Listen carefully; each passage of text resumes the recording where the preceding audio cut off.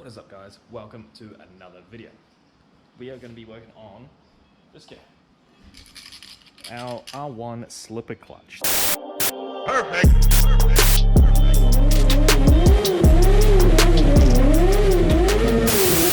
So this essentially is meant to disengage the clutch to an extent on heavy decel. So when you're downshifting coming into a corner and you just slam down the gears, rev match and all that kind of good stuff, and your rear wheel starts to chatter, it starts to bite in. It's essentially called compression locking the rear. This is meant to help and aid and slow it down. Usually it's on like a higher end race bikes. This is obviously quite a subtle system being OEM compared to like a race setup. The issue is obviously bloody rattling. So these springs are meant to help with that. They're meant to take the load and kind of pull back, push forward, and keep it, you know, not doing that.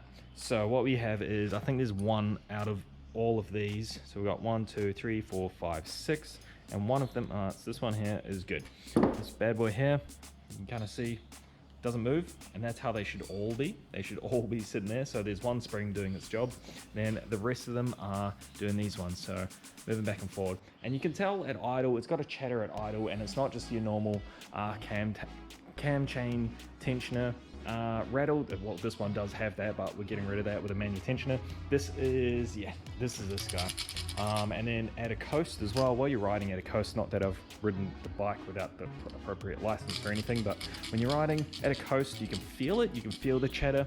And then even on mild decel, sometimes maybe like, I think it's like downhill. No, it's downhill. Yeah, you can feel the chatter and the vibration. Feels like rod knock or something like really bad is going on. But anyway, let's get into this. All right. So what we have are some, I'm pretty sure this is stainless.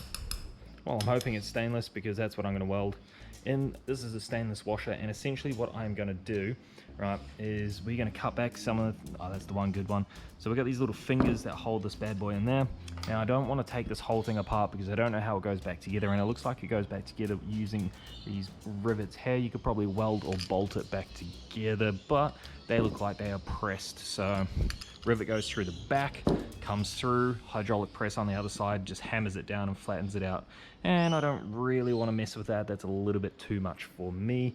So we're just going to cut these fingers. We're going to wedge in some of these bad boys, and I'll fire up the old TIG and maybe even the MIG. Now we'll fire up the TIG and just chuck a couple of small spot welds on there and get these to stand in nice and good. You could probably just whack them in and leave them, to be honest. I mean, once they're in, they're probably not going to go anywhere, but better safe than sorry. So I'll get this on the wire wheel before I put it in and clean it up, make sure it's a nice little unit for welding. And hopefully that just stops all that chatter. I mean, worst case scenario, I have to go and get a new basket. I will not buy another OEM basket because that's common. And I don't want to go through that again because, well, that's just a pain in the ass.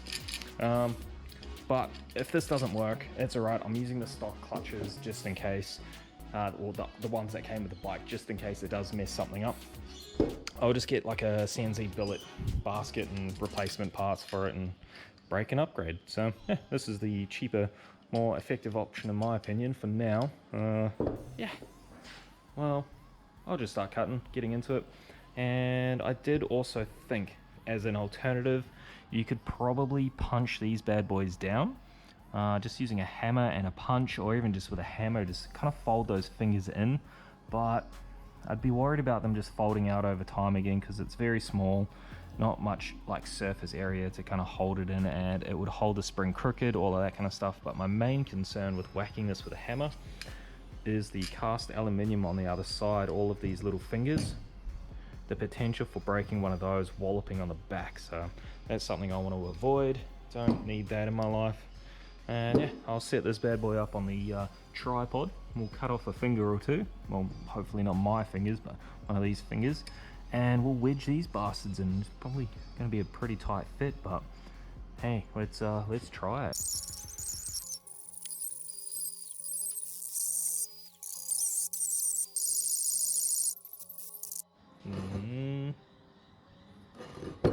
we got one washer in, cut it down just probably about 19 millimeters either side just to fit it in. So what you can't see probably on this is that in that slot there, and on the other side underneath, it actually tapers down quite considerably, a couple of millimeters from this outside casing size. So all I've done is, yeah, taken a bit off each side and kind of walloped it in.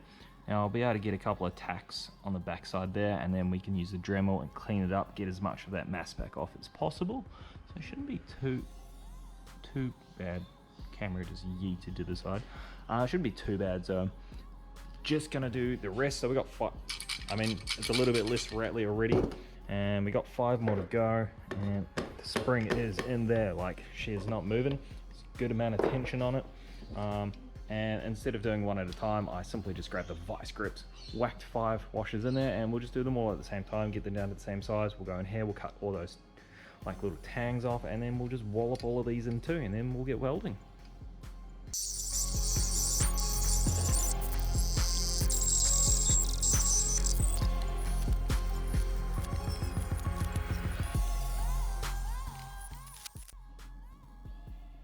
Ooh, a little bit of welding, boys. Turned out pretty good actually, considering I literally just fired up the welder and just jumped into it, pumped a whole lot of heat, just cranked it up and kind of just controlled with that pedal down there. I got crap in my eye. But this is the result, so she doesn't, no more rattles, lads. So she's good.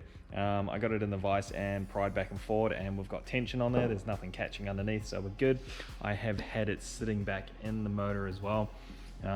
Something to be cautious of is just making sure that these little tabs here are aligned with it. Obviously more so when you are bolting it back down, because if these aren't aligned, that's your oil pump back there, by the way, and you got to yank that thing down and you just torque it down, you're gonna have a bad time. You're gonna have a broken oil pump, or at least a broken collar from this guy here. So chucked it in, and she spins up, she moves freely in there. There's no contact, there's nothing that's going to snag on those washers on the back here.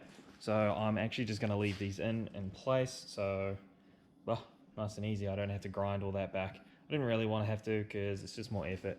It is 8 o'clock at night, so I kind of want to get it all back in. And I gave it all a good tap with a hammer. I let it cool down. I heated the whole thing up actually before I welded it, and I heated it after I'd welded the whole thing, and just let it cool down over like a period of 2 hours or so. And I gave it a good whack with a hammer both ways, all these washers, to make sure we didn't get any cracking or anything on the welds. This one here was a little bit dirty, but it's got okay penetration. The others are all good. That one there was the first time welding the inside of all of these, and I didn't actually wire brush first, so it was pretty dirty. It's pretty nasty, but it is what it is, and she's on there now. She doesn't rattle, and that should keep me going for a short period of time at the very least, and hopefully until I upgrade to the CNC clutch basket, and we'll upgrade the clutch packs at the same time. But for now, that is going to call it for modifying that. I'm just going to start putting this motor back together now and get her done and dusted. I guess the next time I get back into this video, it's going to be a bit of time.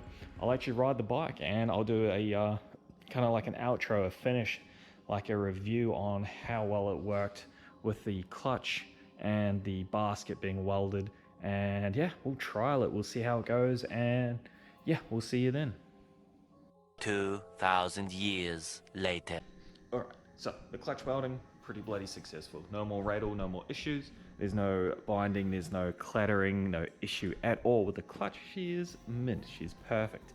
Bike, as you can see, is obviously done, and been riding it around for a while now, so I can definitely tell you that welding it won't be an issue.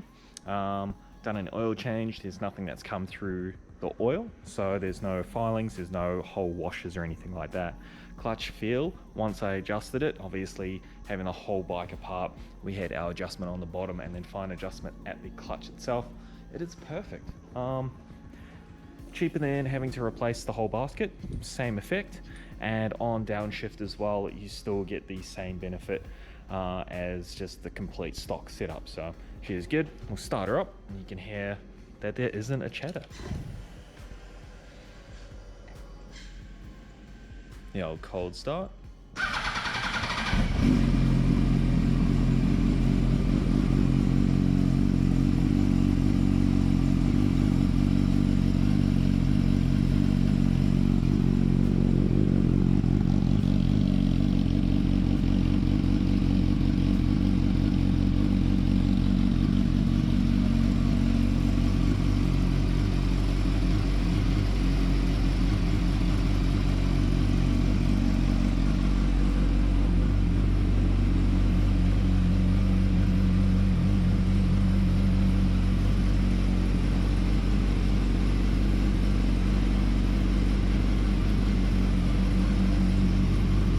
and we'll get nice and close to the actual clutch itself.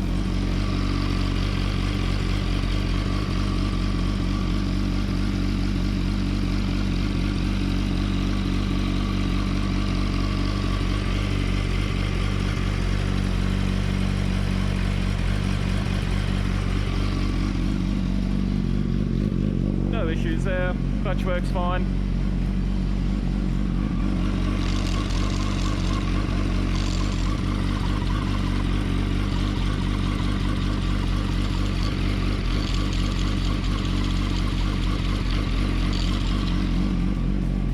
Perfectly good, she is good to go.